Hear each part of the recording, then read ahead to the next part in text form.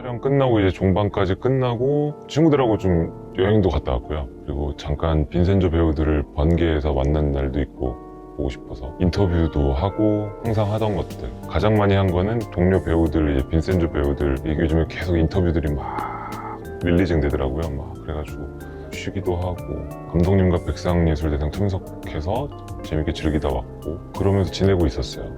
가장 많이 배웠던 점은 김희원 감독님 보면서 느낀 게 제일 많은 것 같아요. 굉장히 속이 깊고 똑똑하신데 부담 없게 푸시는 스타일의 리더거든요. 하고 싶은, 본인이 표현하고 싶은 고집은 갖고 계시되 사람들을 결집시키는 면에 있어서는 자기의 고집을 꺾을 줄도 아는 유연한 분이라고 생각이 들어요. 그러면서 많은 사람들을 이렇게 뭔가 아울러주고 포용할 수 있는, 그 포용할 때 마지막은 항상 웃음으로 마무리하는 그런 리더라고 생각을 하는데, 빈센조라는 드라마가 결국 빈센조 까사노가 굉장히 특이한 인물인데 더 특이한 사람들을 만나면서 뭔가 유대관계가 형성되는 얘기라고 생각하는데, 그 중에서 이제 빈센조 까사노가 이 사람들의 리더가 되는 과정의 이야기라고 생각을 해요. 김영 감독님이라는 리더를 보면서 아, 내가 생각하는 좋은 리더는 딱 저런 분처럼 사람들을 많이 유쾌하게 이끌 수 있는 사람이구나 라는 거를 배웠고, 저도 현장에 가면 주연 배우라서 결국 리더일 수밖에 없거든요. 아, 앞으로도 저런 리더가 돼서 또 작품을 참여를 해야겠다라는 마음이 제일 많이 들었죠. 그런 걸 많이 배운 것 같아요. 에너지가 좋고, 에너지가 저는 고급스럽다고 표현하고 싶어요. 일부예요. 현재 이 시국이 이렇다 보니까 이탈리아를 가질 못했고, 이탈리아에서 소스 촬영만 해서 저희가 컴퓨터 그래픽 작업을 했는데, 승리호라는 영화 찍을 때 이 VFX 작업을 많이 해봐서 하던 대로 하면 되겠지라고 가볍게 생각을 했는데, 승리호 때는 뭔가 기술적인 부분이 더 많았다면 빈센조는 일부부터 감정적인 장면들이 많아가지고 편집을 했을 때 그 감정적인 면들이 CG 작업이랑 잘 붙어야 된다는 부담감이 제일 컸던 것 같아요. 아쉬운 것도 있는 거죠. 이탈리아를 가서 촬영을 했다면 조금 더 좋은 에너지, 현지의 에너지를 받으면서 연기를 할 수 있었을 텐데 좀 덜 나오지 않을까라는 뭔가 불안함도 있었고, 그런 마음적인 것들이 제일 어려웠던 장면이었죠. 이탈리아 씬들. 그 얘기를 어제 감독님이랑 저희 PD님이랑도 했었어요. 기사에서 보면 막 넷플릭스 어느 국가에서 뭐 10번째 안에 들고, 그게 요즘에 기사가 자주 나서 그렇지 저는 되게 쉬운 일은 아니라고 생각하거든요. 그리고 너무 영광스러운 현상이고, 제가 넷플릭스를 나르코스라는 드라마 때문에 가입을 했었는데 잘 모르는 드라마를 제가 보고 팬이 된 거잖아요. 반대로 그런 거 아닐까라는 생각을 했었는데 왜 좋아하는지 모르겠어요. 되게 한국적인 드라마인데 왜 이렇게 좋아하시지? 뭐 좋아하지 마세요, 그런 말은 아닙니다. 더 좋아해 주세요. 제가 이렇게 궁금해하는 건 그게 있겠죠. 한국적인 걸 이해하실 수 있을까? 이해를 하시는 것 같고 유쾌하게 보시는 것 같고 한 거 보면 결국 그 빈센조를 좋아해 주시는 국가의 그 나라의 사회에서도 빈센조에서 비판하는 그런 여러 가지 일들이 똑같이 발생을 할 것이고, 그런 거에 있어서 뭔가 통쾌하다고 느끼시는 거 아닐까 하는 생각을 했고, 한 가지 걱정은 그게 있어요. 한국식 유머를 받아들일까? 한국식 그 개그 코드를 이해하실 수 있을까? 네, 그런 거는 아직도 좀 궁금한 건 있어요. 빈센조가 하도 많은 고난과 역경을 겪으면서 살았던 인물이라 달관해 있는 것 같은 인물이죠. 그래서 그런지 홍차영 변호사가 좀 많이 힘들 때, 코너에 몰릴 때, 극단적인 상황에 처했을 때 홍차영 변호사에게 계속 이렇게 하시면 좋아요, 저렇게 해야 돼요 라고 조언을 하는 대사들이 참 많아요. 화가 났다고 해서 흥분하지 마세요. 복수를 하고 싶으면 당신의 감정이 차가울수록 효과가 좋습니다.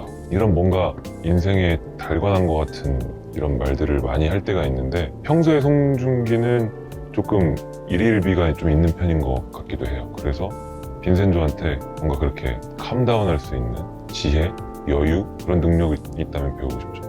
세탁소 사장님? 툭툭거리고 틱틱거리는데 속에는 정이 많아요. 별로 아닌 것처럼 하는데 주변에 관심도 많고, 근데 티는 안 내려고 하는데 아무튼 그러면서 한 츤데레 같기도 하고, 그런 면들은 조금 비슷한 것 같아요. 네. 무조건 최명희, 제 식대로 표현할 수 있겠다 싶은 부분들이 많았어요. 그리고 부러웠고, 이 뭔가 감정을 발산하는 캐릭터라서 시원할 것 같다, 표현하는 배우 입장에서. 빈센조는 오히려 시원한 캐릭터는 아니에요. 보시기에 시원한 캐릭터지 연기를 하는 입장에서는 답답한 캐릭터거든요. 계속 갖고 있어야 되니까. 엄마가 돌아가셨을 때 그때만 울잖아요. 그 다른 부분에서는 항상 자기 스스로 감정을 짓누르고 있는데 전 답답하거든요. 근데 최명희는 내지르는 캐릭터이기 때문에 약간 그런 게 부럽기도 했고, 제가 하면 조금 더 송중기스럽게 빌런을 표현할 수 있지 않을까라는 부러움이 좀 있었던 것 같아요. 오글거리는 거는 생각보다 많이 없었고요, 솔직히. 웃겨서 그런 거죠. 근데 그 부분은 거의 다 해소가 됐던 게 다행히도 성철 씨가 캐스팅 되면서였죠. 성철 씨가 너무 친한 동생이라 굉장히 편하게 조심스러운 거 없이 연기할 수 있었고, 성철 씨가 워낙 유쾌하게 준비를 다 해왔었어요. 오글거림은 사실 많이 없었고요. 쑥스러웠던 거고, 너무 웃겨서 웃음 참는 게 힘들었던 거지, 오글거리지는 사실 않았어요. 20부에 없었어요, 대본에. 없었는데 대본을 보다 보니까 성철 씨가 거기서 빈센조를 테오를 회상하는 장면이 들어가면 웃길 것 같더라고요. 그래서 감독님, 성철이 시간 되면 오면 와달라고 부탁해볼까요? 감독님 입장에서는 솔직히 미안해서 부탁을 못 하시죠. 근데 제가 친한 동생이라는 그냥 그 결례를 무릅쓰고, 그래가지고 성철이한테는 제가 진짜 마피아 같았을 거예요. 나와서 3컷만 찍고 가, 그래가지고 깡패죠 뭐. 제가 보기엔 그 정도 금액의 금이면 일단 50%를 재단을 만들어서 좋은 일에 쓸 것 같아요. 그리고 나머지를 신나게 어떻게든 쓸 텐데, 재단에 기부를 하는 이유는 그래야지 제 죄의식에서 좀 벗어날 수 있을 것 같아요. 그 엄청난 돈을 쓴다는. 나머지는 또 신나게 죄의식에 벗어났으면 써야죠. 그 생각을 안 해본 게 아닌데 기가 막혔던 것 같아요. 저도 약간 저만의 몰타 같은 곳을 찾아서 만들 것 같아요. 빈센조가 한국을 떠나서 1년 동안 그대로였을 것 같아요. 세탁소 사장님이 했던 말들을 따르면서, 젖가스님이 했던 말들을 지키면서, 부처님의 그 용서를 구할 수는 없겠지만 가끔 칭찬을 받을 수 있을 거라고 했던 젖가스님의 말처럼 살던 대로 그냥 할 것 같아요. 그 얘기를 우리가 배우들끼리도 했어요. 궁금해하더라고요. 저희도 그 금을 옮긴 사람들 말고 다른 사람들도 배분을 받았는지, 뭐 어떻게 된 건지 저희끼리도 막 의견이 좀 분분하긴 해요. 근데 그냥 제 개인적인 생각은 조금씩 나눠졌을 것 같고, 송채영 변호사 침대 밑에 있던 거는 홍 변호사 건 것 같아요. 그리고 그렇게 나눠주지 않았으면 패밀리는 무너졌을 겁니다. 인간은 또 나약한 존재고 욕심 많은 존재이기 때문에.